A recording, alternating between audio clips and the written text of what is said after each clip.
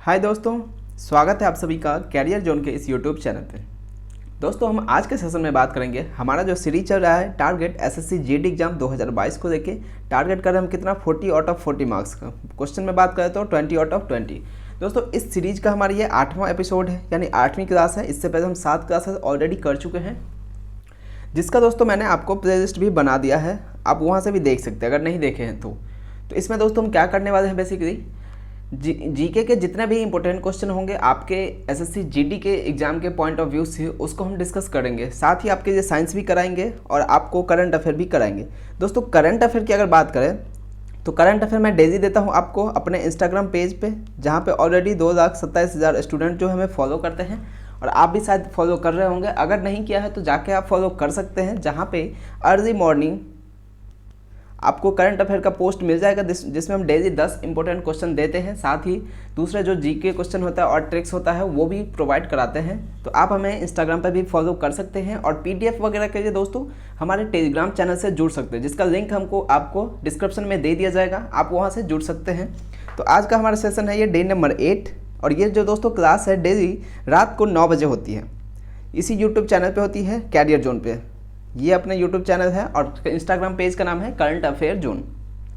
साथ ही दोस्तों आप सबसे एक रिक्वेस्ट है, हमारा पेज चैनल जो है अभी नया है, तो YouTube के सर्च लिस्ट में नहीं आता है। तो जब भी आपको दिन में टाइम मिले तो आप 5-10 सेकंड निकाल के YouTube पे 2-3 बार 4 बार जब भी आपको मिले मौका, आप थोड़ा सा हेल्प कर सकते हैं कि जाके सर्च कीजिएगा कैरियर जोन बाय विकास झा। तो आपको थोड़ा सा टॉप पे आ जाएगा सर्च लिस्ट में, थोड़ा हमारा पेज चैनल जो है आने लग जाएगा, और दूसरे लोग जब सर्च करेंगे तो उनको टॉप पे दिख जाएगा। तो चलते हैं आज के सेशन को स्टार्ट करते हैं। अगर आपने चैनल को सब्सक्राइब नहीं किया है दोस्तों तो सब्सक्राइब कर देना, ताकि वीडियो की नोटिफिकेशन आपको मिलता रहे। सबसे पहले शुरुआत करेंगे क्वेश्चन फॉर यू। जैसा कि डेली के क्वेश्चन में क्लास में आपको देते हैं क्वेश्चन फॉर यू, जिसका आंसर आपको कमेंट करके बताना होता है। आप वीडियो एंड होने के बाद बताना दोस्तों, ताकि कमेंट आपका रहेगा और मैं उसको जिसका भी आंसर करेक्ट होगा उसको हार्ट दे दूंगा, ताकि जो दूसरे बच्चे हैं वो समझ जाएंगे कि करेक्ट आंसर क्या है और क्या नहीं। तो उम्मीद करूंगा आप सभी ज़्यादा से ज़्यादा लोग वीडियो एंड होने के बाद कमेंट करेंगे क्वेश्चन फॉर यू। इसके आपको पता चलता है कि आपकी तैयारी कितनी अच्छी है और नहीं है। देखता हूँ कितने लोग कमेंट करते हैं। तो चलते हैं आज के सीधा क्वेश्चन को देखते हैं। पहला प्रश्न है, जैन धर्म के संस्थापक किसे माना जाता है? जैन धर्म का संस्थापक किसे माना जाता है? ऑप्शन ए है ऋषभदेव, ऑप्शन बी है Mahavir, option C Parshvanath and option D Ajitnath. तो करेक्ट आंसर है दोस्तों इसका ऑप्शन नंबर ए ऋषभदेव। दोस्तों, ऋषभदेव जी को जैन धर्म का प्रथम संस्थापक माना जाता है, जैन धर्म का संस्थापक माना जाता है। ऋषभदेव को दोस्तों फर्स्ट तीर्थकर भी माना जाता है। बात करें फर्स्ट तीर्थकर कौन थे जैन धर्म के, तो ऋषभदेव ही थे, इनका करेक्ट आंसर हो जाएगा। 23वें तीर्थकर की बात करें तो क्या हो जाएगा दोस्तों? सबसे पहले अगर बात करें तो ऋषभदेव इनके पहले तीर्थकर थे, अजितनाथ ये सेकंड नंबर के तीर्थकर थे, महावीर जो थे 24 नंबर के थे, और पार्श्वनाथ जो थे वो ये 23rd नंबर के थे। तो ये सारी चीज़ें आपको याद रहेगा। 23वें अगर बात करें दोस्तों, 23वें कौन थे? पार्श्वनाथ। पार्श्वनाथ कौन थे? 23वें नंबर का, और अजितनाथ सेकंड। तो पार्श्वनाथ जो थे दोस्तों काशी के राजा अश्वसेन के पुत्र थे। पार्श्वनाथ काशी के राजा अश्वसेन के पुत्र थे, और अजितनाथ जो सेकंड नंबर के तीर्थकर थे, यानी दूसरे तीर्थकर थे। 24वें तीर्थकर कौन हुए जैन धर्म के? महावीर स्वामी, जो कि जैन धर्म का सबसे इंपॉर्टेंट जो बनता है वो महावीर जी से बनता है। महावीर जैन से जितने भी क्वेश्चन बनते हैं जैन धर्म से, वो ज़्यादातर क्वेश्चन कहाँ से? महावीर के रिलेटेड पूछा जाता है। महावीर स्वामी जो है दोस्तों अंतिम तीर्थकर हुए थे किसके? जैन धर्म के। अगर पूछे जैन धर्म के अंतिम तीर्थकर कौन थे, तो महावीर स्वामी थे। इनका जो जन्म है दोस्तों महावीर स्वामी की 540 ईसा में हुआ था। 540 ईसा में कुंडलवन वैशाली में हुआ था। कुंडलवन वैशाली में इनका जन्म हुआ था। इनके चाइल्ड का नाम, यानी कि बचपन का नाम जो था, चाइल्ड नेम क्या था? वर्धमान इनका बचपन का नाम था। इन्होंने जो उपदेश दिया था, उपदेश जो दिया था कौन से भाषा में दिया था? प्राकृत भाषा में दिया था। कोशिश करो मैं इससे यहाँ पे जो इंपॉर्टेंट बनता है वो आपको मैं अपडेट कर दूँ, ताकि अगर एग्जाम में पूछता है तो आपके लिए हेल्पफुल रहे। महावीर के जो प्रथम अनुयायी थे वो कौन थे दोस्तों? प्रथम अनुयायी महावीर के कौन थे? जामिल, जो कि महावीर स्वामी जी के दामाद थे। कौन थे? महावीर स्वामी के दामाद थे। इनके पुत्री का नाम क्या था? अनोजा प्रियदर्शनी। अनोजा प्रियदर्शनी इनके पुत्री का नाम था और जामिल इनके दामाद का नाम था, और जामिल जो थे महावीर स्वामी के प्रथम अनुयायी थे। याद रहेगा इतनी चीज़ें मैं आपको बता चुका हूँ। जो भी इंपॉर्टेंट लगा था मुझे वो मैं बता चुका। एक बार देख लेते। प्रथम संस्थापक कौन थे? ऋषभदेव थे। और फर्स्ट तीर्थकर कौन थे? ऋषभदेव थे। महावीर स्वामी कौन थे? 24 नंबर का था। अजीतनाथ जी कौन से थे? सेकंड नंबर के थे, यानी कि दूसरे नंबर पे थे ये तीर्थकर। पार्श्वनाथ कौन सा था? 23वें नंबर के तीर्थकर कौन थे? पार्श्वनाथ। तो इतनी चीज़ें आप याद करना चाहो तो आप नोट्स भी बना सकते हो। चलते हैं दोस्तों अगले प्रश्न पे। नेक्स्ट है, यहूदी धर्म की स्थापना किसने किया था? यहूदी धर्म की स्थापना किसने किया था? ऑप्शन बी है, अच्छा नंबरिंग थोड़ा गड़बड़ हो गया है।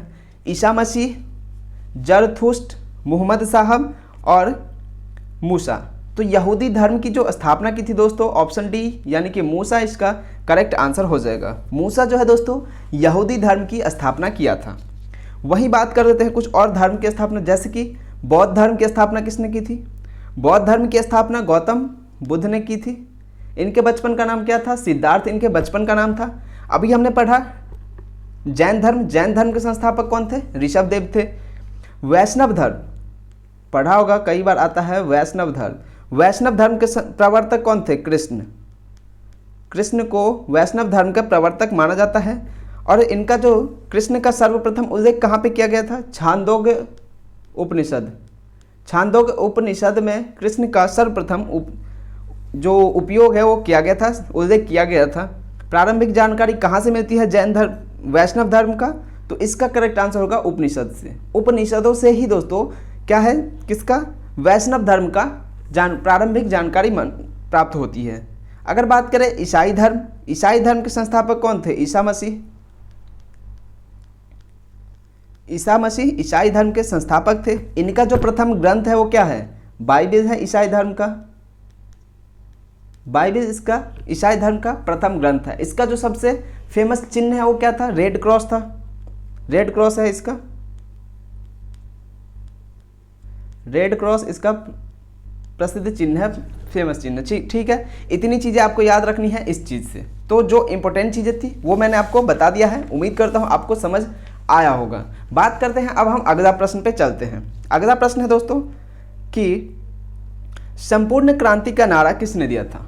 संपूर्ण क्रांति का नारा किसने दिया था? इकबाल ने, जयप्रकाश नारायण, ऑप्शन सी है प्रमोद नारायण, ऑप्शन डी है रविंद्रनाथ टैगोर। तो करेक्ट आंसर है दोस्तों इसका option number B, Jayaprakash Narayan ji ने संपूर्ण क्रांति का नारा दिया था। तो ऑप्शन बी इसका करेक्ट आंसर हो जाएगा, जयप्रकाश नारायण। वही बात करें दोस्तों कुछ इंपॉर्टेंट जो फेमस नारा है उसके बारे में बात कर देते हैं। तो अगर हम बात करें साइमन कमीशन वापस जाओ किसने दिया था? लाला लाजपत राय ने। तुम मुझे खून दो मैं तुम्हें आज़ादी दूंगा, सुभाष चंद्र बोस ने दिया था। मारो फिरंगी को किसने दिया था? मंगल पांडे ने दिया था। कर मत दो किसने कहा था? कर मत दो का नारा किसने दिया था दोस्तों? सरदार वल्लभ भाई पटेल ने दिया था। वल्लभ भाई पटेल को सरदार की उपाधि किसने दी थी? गुजरात के महिलाओं ने दिया था इनको सरदार की उपाधि। संपूर्ण क्रांति हमने पढ़ लिया, जयप्रकाश नारायण ने। अब अगर बात करें रविंद्रनाथ टैगोर ने क्या दिया था? जनगण मन किसने दिया था? रविंद्रनाथ टैगोर ने दिया था। आराम हराम है जवाहरलाल नेहरू जी ने दिया था। हे राम महात्मा गांधी जी ने दिया था। भारत छोड़ो महात्मा गांधी ने दिया था। कर्म ही पूजा है किसने दिया था? महात्मा गांधी ने दिया था। करो या मरो महात्मा गांधी जी ने दिया था। तो बहुत सारे हैं इंपॉर्टेंट। कोशिश करूंगा मैं किसी दिन एक पोस्ट बना के या फिर इस पे प्रमुख वचन एवं नारा पे कोई वीडियो ही बना दूं, पूरा टॉपिक कंप्लीट आपका रिवीजन हो जाएगा। चलते हैं दोस्तों अगले प्रश्न की ओर, देखते हैं अगला प्रश्न क्या कहता है। अगला प्रश्न है चौथा, जोग या गरसोप्पा झरना किस राज्य में स्थित है? जोग या गरसोप्पा झरना किस राज्य में स्थित है? ऑप्शन ए है Kerala, option B Karnataka, option C Andhra Pradesh and option D Tamil Nadu. तो करेक्ट आंसर हो जाएगा दोस्तों इसका ऑप्शन नंबर बी। जोग या गरसोप्पा झरना जो है या झील जो है कहाँ पे है? कर्नाटक में है। तो ऑप्शन बी इसका करेक्ट आंसर हो जाएगा। अगला प्रश्न है एफिल टावर कहाँ पर स्थित है? एफिल टावर कहाँ पर स्थित है? फ्रांस, अमेरिका, जापान या फिर रूस। तो करेक्ट आंसर होगा इसका दोस्तों option number A, France. Eiffel tower जो है दोस्तों कहाँ पे स्थित है, लोकेटेड है फ्रांस में स्थित है। तो करेक्ट आंसर ऑप्शन ए इसका सही हो जाएगा। नेक्स्ट प्रश्न है कि मलेशिया का राष्ट्रीय खेल क्या है। मलेशिया का राष्ट्रीय खेल क्या है, टेबल टेनिस, गोल्फ, घुड़सवारी या फिर बैडमिंटन। तो करेक्ट आंसर है दोस्तों इसका ऑप्शन नंबर डी, बैडमिंटन। दोस्तों मलेशिया का राष्ट्रीय खेल है। मलेशिया का राष्ट्रीय खेल क्या है, बैडमिंटन है, इसका करेक्ट आंसर हो जाएगा। अगर बात करें ऑप्शन देखें दूसरा कौन सा है, टेबल टेनिस। तो दोस्तों ये किसका है, ये चाइना का है। ये ऑफिशियली तो नहीं है बट वहाँ की जो लोकप्रियता है उसको देखते हुए इसको चाइना का राष्ट्रीय खेल कहा जाता है। चाइना ने ऑफिशियली इसको नहीं किया है डिक्लेयर कि टेबल टेनिस चाइना का राष्ट्रीय खेल होगा, बट वहाँ पे इसकी जो पॉपुलैरिटी है, लोकप्रियता है, उसके बेसिस पे ये कहा जाता है कि चाइना का जो राष्ट्रीय खेल है दोस्तों टेबल टेनिस है। गोल्फ की बात करें, अगला आता है गोल्फ। गोल्फ की अगर बात करें तो ये कहाँ का है, स्कॉटलैंड। स्कॉटलैंड का राष्ट्रीय खेल क्या है, गोल्फ है। गोल्फ इसका करेक्ट आंसर हो जाएगा। एंड ऑप्शन 3 नंबर पे है घुड़सवारी। तो ये किसका हो जाएगा, मंगोलिया का। मंगोलिया का राष्ट्रीय खेल क्या है, घुड़सवारी है। और अब बारी आती है हमारा प्यारा भारत। तो भारत का जो राष्ट्रीय खेल है हॉकी है दोस्तों, आप सभी को पता होगा। बात करते हैं कुछ इंपॉर्टेंट अदर कंट्री जो हैं उसके बारे में। अगर बात करें यूएसए का दोस्तों, यूएसए का क्या है, बेसबॉल। यूएसए का राष्ट्रीय खेल बेसबॉल है। इंग्लैंड का क्या है, क्रिकेट। ऑस्ट्रेलिया का भी क्या है, क्रिकेट। यूएसए का बेसबॉल, इंग्लैंड और ऑस्ट्रेलिया का क्रिकेट। अब वही बात करें, एक आप सभी ने काफ़ी बार सुना होगा कि सांड युद्ध करके युद्ध एक खेल होता है, और या फिर मानव, सांड या मानव युद्ध करके एक खेल होता है, वो किस देश का है राष्ट्रीय खेल, तो वो स्पेन का है। याद रखना, आपसे पूछा जा सकता है मानव युद्ध या फिर सांड युद्ध करके जो राष्ट्रीय खेल किस देश का है, स्पेन का है। स्पेन इसका करेक्ट आंसर होगा। रशिया की बात करते हैं, रशिया भी ट्रेंडिंग में है। रशिया की बात करें तो इसका क्या है, चेस। रशिया की राष्ट्रीय खेल कौन सा है, चेस है। ब्राज़ील का कौन सा है, फुटबॉल। ब्राज़ील का कौन सा है, फुटबॉल, वहाँ का राष्ट्रीय खेल है। जापान का क्या है, जापान का दोस्तों अगर बात करें जूडो। जूडो वहाँ का राष्ट्रीय खेल है। याद रहेगा, इतनी सारी चीज़ें जो इंपॉर्टेंट कंट्री था उसको भी हम कवर कर दिए इस क्वेश्चन के साथ में। 7वां प्रश्न है, गुटनिरपेक्ष आंदोलन की स्थापना कब हुई थी। गुटनिरपेक्ष आंदोलन की स्थापना कब हुई थी, 1948, 1958, 1961 या फिर 1971। करेक्ट आंसर हो जाएगा इसका ऑप्शन नंबर सी, 1961 में दोस्तों गुट निरपेक्ष आंदोलन की स्थापना हुई थी। तो ऑप्शन सी इसका करेक्ट आंसर हो जाएगा। 8वां प्रश्न है, वेदों की रचना किस भाषा में की गई थी। वेदों की रचना किस भाषा में की गई थी। ऑप्शन ए है पाली, ऑप्शन बी है ब्रज, ऑप्शन सी है अवधी, ऑप्शन डी है संस्कृत। तो वेदों की जो रचना है दोस्तों किस भाषा में की गई थी, संस्कृत भाषा में की गई थी। वेदों की रचना किस भाषा में की गई थी, संस्कृत भाषा में की गई थी। तो करेक्ट आंसर हो जाएगा इसका ऑप्शन नंबर डी इसका करेक्ट आंसर है। 9वां प्रश्न है, जालियांवाला बाग नरसंहार के विरोध में किसने कैसर ए हिंद की उपाधि लौटा दी। जालियांवाला बाग कब हुआ था दोस्तों, 13 अप्रैल 1919 को हुआ था। जनरल डायर के आदेश पे वहाँ पे अंधाधुंध गोलियां चला दी गई थी, जो मीटिंग हो रहा था उसमें। तो उसका जो इफेक्ट हुआ था उसके मतलब कि नाराज होकर जो कह सकते हैं आप, जो कौन से ऐसे व्यक्ति थे जिन्होंने कैसर ए हिंद की उपाधि लौटा दी थी। तो करेक्ट आंसर हो जाएगा इसका महात्मा गांधी। ऑप्शन डी इसका करेक्ट आंसर हो जाएगा, महात्मा गांधी। महात्मा गांधी ने जालियांवाला बाग का जो नरसंहार हुआ था उसके विरोध में कैसर ए हिंद की उपाधि लौटा दी थी। चलते हैं अगला प्रश्न। अगला प्रश्न है, साइमन कमीशन किसके शासनकाल में भारत आया था। साइमन कमीशन किसके शासनकाल में भारत आया था, Lord Irwin, Lord Clive, Lord Curzon या फिर डलहौजी। तो इसका करेक्ट आंसर हो जाएगा दोस्तों option number A, Simon commission Lord Irwin के शासनकाल में भारत आया था, जो कि ऑप्शन ए में है लॉर्ड इरविन, ये इसका करेक्ट आंसर होगा। 11वां प्रश्न है, किसके चारों ओर भूकंप की सबसे सक्रिय पेटी है। किसके चारों ओर भूकंप की सक्रिय पेटी है, प्रशांत महासागर, हिंद महासागर, अटलांटिक महासागर या फिर आर्कटिक महासागर। तो करेक्ट आंसर होगा ऑप्शन नंबर ए, प्रशांत महासागर। प्रशांत महासागर इसका करेक्ट होगा। प्रशांत महासागर के चारों ओर दोस्तों भूकंप की जो सबसे सक्रिय पेटी है, भूकंप का सबसे सक्रिय पेटी आपसे पूछे प्रशांत महासागर के चारों ओर, ऑप्शन ए इसका करेक्ट आंसर होगा। 12वां प्रश्न है, नदी के घुमावदार पथ से किस झील का निर्माण होता है? नदी के घुमावदार पथ से किस झील का निर्माण होता है? ऑप्शन ए है वोलर झील, ऑप्शन बी है चिल्का झील, ऑप्शन बी गोखुर झील, ऑप्शन डी मेघना झील। तो करेक्ट आंसर होगा दोस्तों इसका ऑप्शन नंबर सी, गोखुर झील। सी इसका करेक्ट आंसर हो जाएगा, गोखुर झील इज द राइट आंसर। नदी के जो घुमावदार पथ है, नदी जिस तरह की इस तरह से जाती है, यहाँ से पानी जाती रहती है और यहाँ से कुछ घुमावदार बन के जो कुछ झील टाइप का कहीं किसी साइड में बन जाता है, उससे कौन सा झील बनता है? पानी जमा हो जाता है या फिर कुछ इसी तरह से बनता है जो, तो वो गोखुर झील का निर्माण होता है। वहीं बात करें दोस्तों वोलर झील, ये कहाँ पे है? जम्मू एंड कश्मीर में है, जम्मू एंड कश्मीर में है ये कौन वोलर झील। ये किस चीज़ के लिए फेमस है? तो एशिया की दोस्तों सबसे बड़ी मीठे पानी की झील के लिए, एशिया की सबसे बड़ी मीठे पानी की झील किसे कहा जाता है? वोलर झील को कहा जाता है। चिल्का झील कहाँ है दोस्तों? ओडिशा में है। और ये खारे पानी की झील है, खारे पानी की झील है सबसे बड़ी, चिल्का झील है, और वोलर झील मीठे पानी की सबसे बड़ी झील है। ऑप्शन इस क्वेश्चन का क्या था? सी ऑप्शन था। चलते हैं अगले प्रश्न पे, देखते हैं 12वां नंबर का प्रश्न क्या है। 12वां है, चीन का मैनचेस्टर किसे कहा जाता है? चीन का मैनचेस्टर किसे कहा जाता है? Peking, Shanghai, Osaka, Taipei.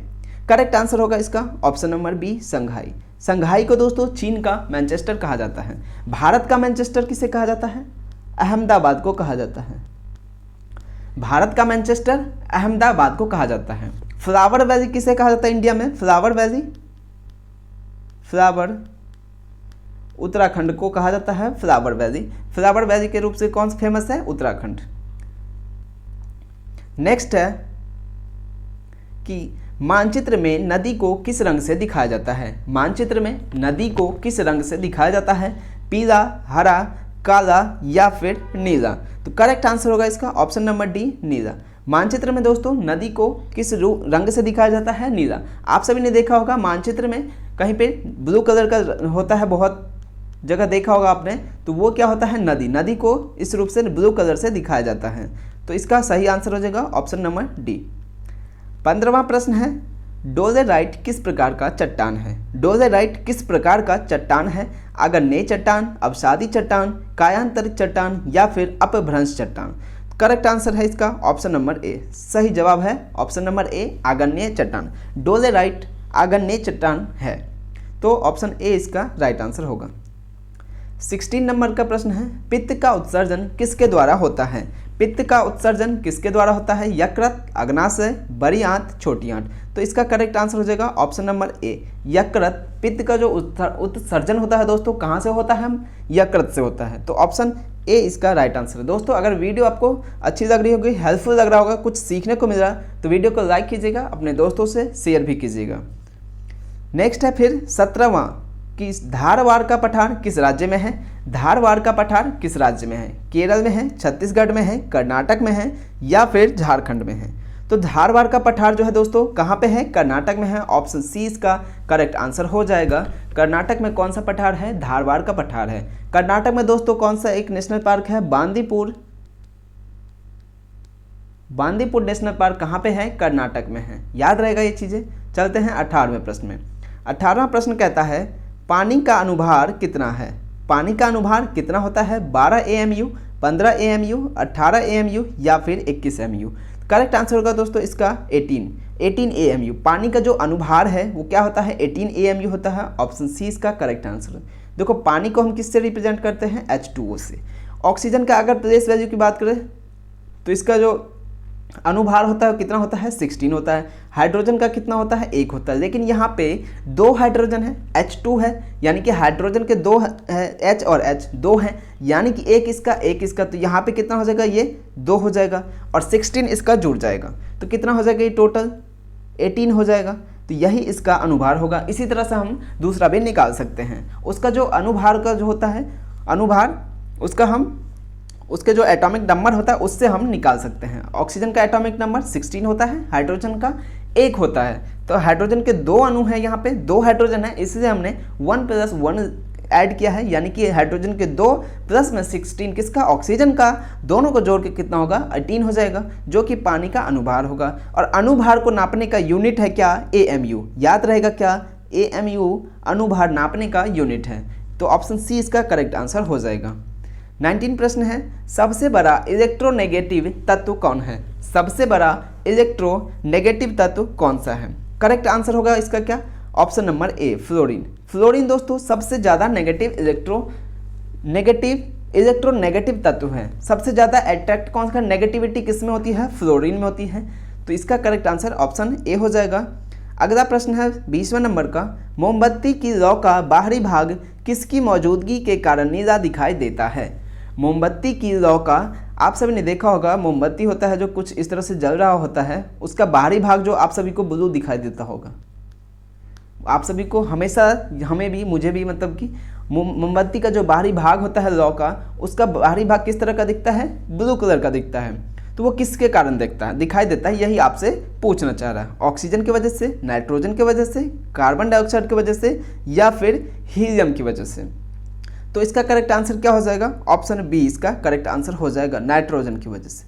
दोस्तों नाइट्रोजन की वजह से ही मोमबत्ती की जो लौ होता है उसका जो बाहरी भाग होता है वो आपको नीला दिखाई देता है। आप सभी ने देखा होगा, गौर नहीं किया होगा, अब जब कभी भी मोमबत्ती जलाना तो देखना आपको उसका बाहरी भाग नीला दिखाई देगा, और वो किसकी वजह से होता है, नाइट्रोजन की वजह से होता है। याद रहेगा क्या ये चीज़ पूछा गया है कई बार एग्जाम में, इंपॉर्टेंट है। उम्मीद करता हूँ दोस्तों आप सभी को ये तो हम कर चुके, आप सभी को क्वेश्चन समझ आएगा, अच्छा लगा होगा सेशन। अगर अच्छा लगा हो तो लाइक कीजिएगा, वीडियो को शेयर कीजिएगा अपने दोस्तों से, और चैनल पर नए हो तो सब्सक्राइब कर देना दोस्तों, ताकि वीडियो की नोटिफिकेशन आपको मिलता रहे। साथ ही आप चाहे तो हमारे इंस्टाग्राम पे भी जुड़ सकते हैं, जहाँ पे 2,27,000 फॉलोअर हमें ऑलरेडी फॉलो करते हैं, और उनको daily free of cost content provide कराया जाता है, GK, current affair and reasoning maths के ट्रिक्स वगैरह को। तो मिलेंगे दोस्तों कल के वीडियो में, तब तक के बाय बाय, टेक केयर।